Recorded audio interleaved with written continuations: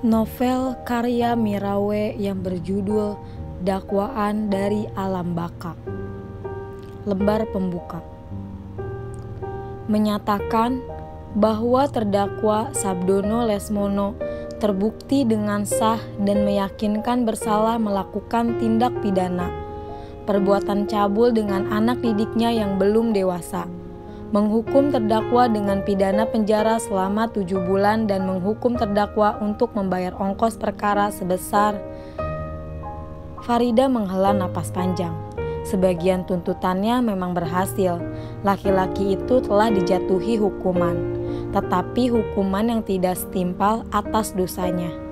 7 bulan penjara untuk perbuatan yang demikian menjijikan, memerkosa anak didiknya yang masih di bawah umur. Seorang pelajar kelas 1 SMA yang baru berumur 15 tahun. Dan lelaki biadab itu hanya dihukum 7 bulan. Padahal Farida menuntut hukuman 12 tahun penjara, hukuman maksimal untuk kasus perkosaan menurut KUHP pasal 285. Tetapi hakim menganggap kasus ini bukan perkosaan, hanya perbuatan cabul atas dasar mau sama mau, bukan paksaan. Karena itu, terdakwa hanya divonis 7 bulan penjara.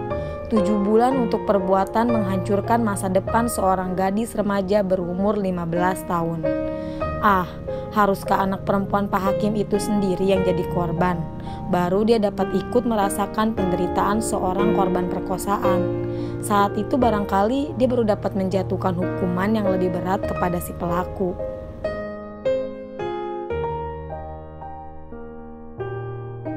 Seluruh sekolah gempar. Seorang siswi kelas 2 SMA ditemukan melahirkan di WC sekolah. Kepala sekolah yang mendapat laporan dari murid-murid yang melihat genangan air bercampur darah mengalir keluar dari celah-celah bawah pintu WC. Langsung mendobrak pintu bersama Pak Iksan, guru bahasa Indonesia. Dan mereka menemukan Rindang meringkuk ketakutan. Roknya yang putih berlumuran darah. Wajahnya pucat pasi, bibirnya gemetar. Lebih banyak karena takut daripada karena menahan sakit. Tetapi bukan pemandangan itu yang membuat Ibu Guru Santi mendadak terkulai lemas dengan perasaan mual. Seonggok daging berlumuran darah. Ya Tuhan, daging itu seorang bayi. Bayi kurus kecil tanpa lengan terkapar tak berdosa di lantai WC. Hanya Pak Iksan yang cukup tegar bertindak. Sementara Pak Anwar dan Bu Santi hanya bisa termangu dilibat sok. Daya tahan bayi perempuan tanpa lengan yang hanya memiliki bobot 1 kilo lebih itu ternyata luar biasa. Setelah mendapat pertolongan darurat dari rumah sakit terdekat, dia mulai memperlihatkan tanda-tanda kehidupan. Tangisnya yang lemah seolah-olah mengabarkan kehadirannya di tempat yang hampir menolaknya. Dia selamat, Dr. Thoyib berdesah kagum. Bayi ini hidup, dia mampu bertahan. Tetapi sambutan keluarganya sungguh mengecewakan. Untuk apa dia dibiarkan hidup? Keluh Ibu Rindang pahit. Untuk apa dokter menolongnya? Dia hidup hanya untuk memberi aib keluarga. Bayi tanpa lengan, tanpa ayah. Kita harus memaksa Rindang mengatakan siapa bapaknya. Geram ayah Rindang sengit. Lelaki itu harus bertanggung jawab. Apa gunanya? Aib ini tak akan terhapus sekalipun ada lelaki yang mengaku. Anak itu bukan cuma haram, dia cacat. Buat apa dia dibiarkan hidup kalau hanya untuk menyiksa kita? Keterlaluan, desis Dr. Thoyib kepada perawatnya setelah orang tua Rindang berlalu. Kita berjuang untuk menyelamatkan bayi itu, bukan berterima kasih, mereka malah menggerutu. Bukan hanya menggerutu dok, dumal Suster Tiar kesal. Mereka menyumpahi cucunya sendiri, berharap agar anak itu mati. Sekarang mereka pasti sedang memaksa anak mengatakan siapa bayi itu. Tetapi Rindang tidak berani mengatakan siapa ayah anaknya. Lagi pula siapa yang percaya? Pak Sabdono guru olahraga yang disegani. Terkenal ganteng, simpatik, ramah, tapi tidak genit. Beribawa, namun tidak galak. Umurnya 24 tahun, baru 1,5 tahun menikah. Dan mempunyai seorang anak perempuan berumur 7 bulan. Nah, siapa yang percaya? Siapa yang percaya kalau suami dan bapak yang berbahagia itu masih tega menodai muridnya? Teman-temannya memang tahu Rindang merupakan anak emas Pak Sabdono. Nilai olahraganya selalu 8, meskipun dia tidak ikut pelajaran olahraga kapan saja dia mau. Tetapi siapa yang tahu betapa intimnya hubungan mereka akhir-akhir ini. Di sekolah, sikap Pak Sabdono selalu wajar. Kepada siapapun dia memang selalu ramah, bukan hanya kepada Rindang. Sebaliknya sikap Rindang pun tidak berlebihan. Dia memang agak manja, tetapi kemanjaan itu diperlihatkannya kepada semua guru dan teman, laki-laki ataupun perempuan, tua ataupun muda, dan Rindang memang punya modal untuk itu. Dia cantik, pinter pula. Tidak heran kalau dia terpilih menjadi ketua kelas, dan hubungannya dengan Pak Sabdono tentu saja bertambah dekat. Mereka sering terlihat bersama-sama mendekorasi aula kalau ada perayaan di sekolah. Sering bersama pula sebagai panitia bila ada perlombaan olahraga di sekolah. Pak Sabdono juga sering mengantarkan Rindang pulang kalau kegiatan itu menyita waktu mereka sampai malam. Dia punya motor dan rumah mereka searah. Jadi apa salahnya kalau Rindang membonceng motor gurunya? Tidak ada yang curiga kan? Kamu tidak mungkin hamil, kata Pak Sabdono menatap ketika Rindang akhirnya memberanikan diri untuk mengadu. Sudah 2 bulan Rindang tidak mendapat haid, padahal biasanya haidnya selalu lancar, tidak pernah terlambat datang, apalagi absen, dan ingatannya kembali ke rumah gurunya. Ketika suatu malam dia diantarkan pulang. Malam itu berbeda dengan malam-malam sebelumnya. Pak Sabdono tidak langsung mengantarnya pulang. Katanya dia harus menengok rumahnya dulu. Saat itu istrinya tidak ada di rumah karena sedang melahirkan. Jadi dia khawatir kalau ada pencuri masuk ke rumahnya yang kosong. Tentu aja itu hanya alasan, karena sesampainya di rumah, Pak Sabdono tidak memeriksa pintu maupun jendela. Dia langsung mengajak Rindang mengobrol di ruang tamu, dan bertambah malam obrolan mereka bertambah hangat. Akhirnya bukan hanya kata-katanya aja yang semakin hangat, belayan tangannya pun semakin hangat. Saat itu Rindang merasa sangat bahagia. Dia merasa tersanjung, merasa dimanja, merasa dikasihi. Tetapi sekarang apa tanggapan Pak Sabdono? Kamu tidak mungkin hamil, kita tidak melakukan apa-apa. Rindang jadi bingung, apa sebenarnya yang harus dilakukan oleh seorang laki-laki dan seorang perempuan supaya hamil? Tidak cukupkah seperti apa yang mereka lakukan malam itu? Mengapa gurunya begitu mantap, begitu yakin? Tapi Pak Sabdono seorang guru, seorang suami, seorang bapak, dia pasti serba tahu, pengetahuannya jauh di atas muridnya. Jadi dia pasti benar, Rindang tidak bakal hamil. Tetapi mengapa perut ini kian hari kian membesar juga dan menstruasinya tak kunjung datang? Pak Sabdono tidak menyuruhnya berobat, tidak menganjurkan memeriksakan diri ke dokter. Kelihatannya dia menganggap enteng aja. Dia hanya memberikan 2 macam obat, tablet-tablet yang dikatakannya vitamin. Supaya haidmu lancar, katanya tenang. Tetapi menjelang bulan ke-5, perutnya semakin membukit dan haidnya belum datang juga. Rindang semakin gelisah, dia mulai panik, bingung menyembunyikan perutnya. Di rumah dia dapat memakai daster longgar, orang tuanya terlalu sibuk untuk memperhatikannya. Ayah dan ibunya sama-sama sibuk berdagang di pasar. Saudara dia tidak punya, jadi di rumah dia aman. Tetapi di sekolah, bagaimana menyembunyikan perutnya dari tatapan curiga gurunya, teman-temannya? Rindang sudah melakukan apa saja untuk mengeluarkan haidnya. Dia melompat-lompat, mengayuh sepeda, mencangkul, mempompa, mengangkat benda-benda berat. Itu semua atas nasihat Pak Sabdono. Tetapi haidnya tidak muncul juga. Akhirnya Rindang putus asa.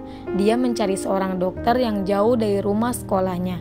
Tentu saja dengan harapan dokter itu tidak mengenalinya, dan kata-kata dokter itu hampir membuatnya pingsan. Adik hamil, katanya mantap. 24 minggu. Hamil, ya Tuhan, dia mengandung bayi Pak Sabdono, dan gurunya yang biasanya selalu bersikap ramah dan baik itu pasti tidak mau bertanggung jawab.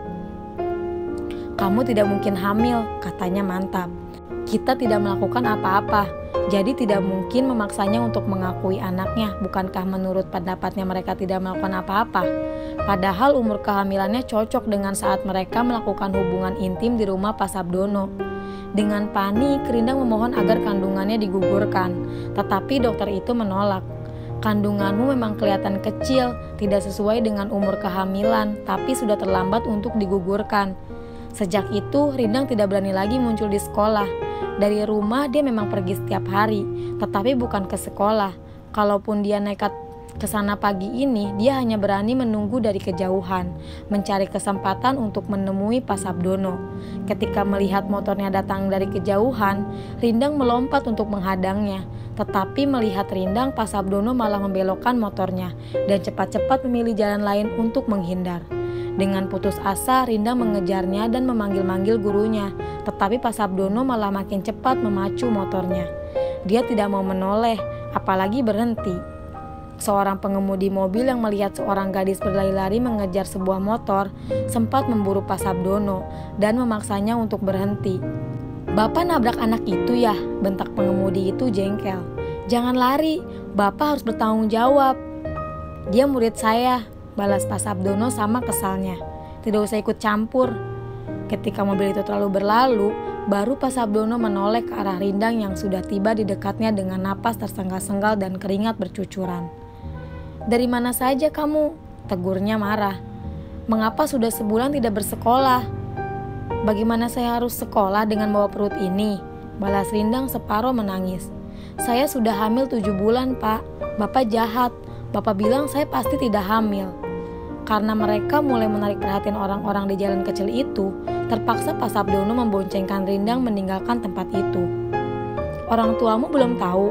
tanya Pak Sabdono datar, nada suaranya kering. Berbeda sekali dengan dulu. Dulu dia selalu ramah. "Bagaimana saya harus memberitahu mereka? Obat-obat yang saya berikan selalu diminum tiap hari." Saat itu barulah Rindang sadar, obat apa yang diberikan Pak Sabdono. Obat itu pasti bukan vitamin. "Bagaimana, Pak?" tangis Rindang ketakutan. "Saya harus berbuat apa?" Tetapi Pak Sabdono juga sama takutnya. Belum pernah Rindang melihat guru yang sangat dikaguminya itu bersikap seperti ini. Sekarang mereka tidak ada bedanya dengan sepasang ikan yang terperangkap dalam jala. Tidak ada guru, tidak ada murid, tidak ada suami, tidak ada gadis, tidak ada bapak, tidak ada anak. Mereka sama bingungnya, sama takutnya. Saat itu hancurlah respek Rindang terhadap gurunya.